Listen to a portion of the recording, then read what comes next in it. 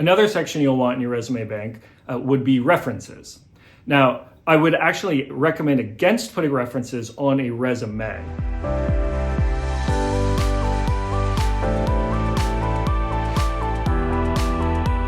And it's important to keep it at one page. Don't waste valuable real estate on your resume by putting references available upon request. That was sort of an old habit that people did that is unnecessary now because, for one, everybody knows if they want, they can ask you for references. So it's not like putting that line makes it suddenly available. You certainly need to have some references, but have them on a separate sheet, and you only need to give it to them if they ask for it. And some will and some won't.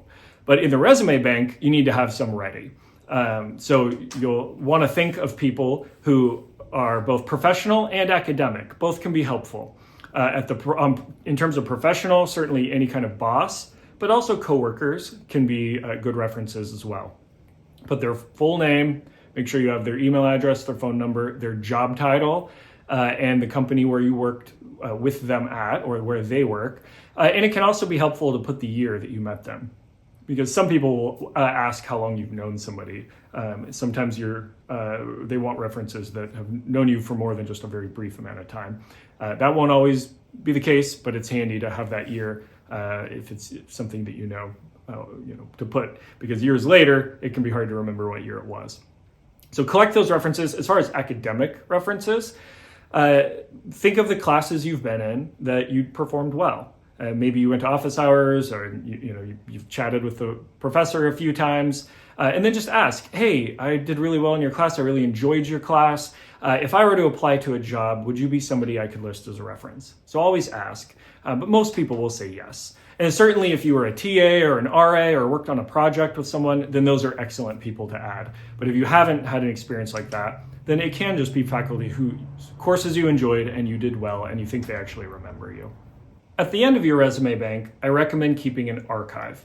So you could just delete things as they become out of date, maybe high school achievements, and now you're a junior in college and they're kind of a while back. But I think it's helpful to create an archive. And the archive is simply at the bottom where you start putting the materials that you're retiring. And I think it's helpful for two reasons.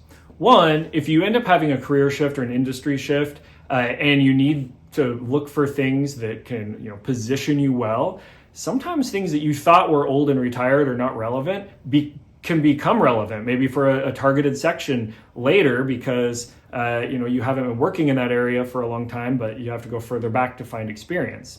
But two, it's also helpful for reflection. It just shows the things you've done and learned and achieved. It's sort of like a list of merit badges, if you will, of things that you've accomplished. And so it can be helpful for reflective purposes, like what kinds of projects do I seem to have been drawn to over time, or what kinds of coursework did I seem to highlight as what seemed important to me. And it can also just be a confidence boost to see how much you've actually done and how much you've actually grown over time.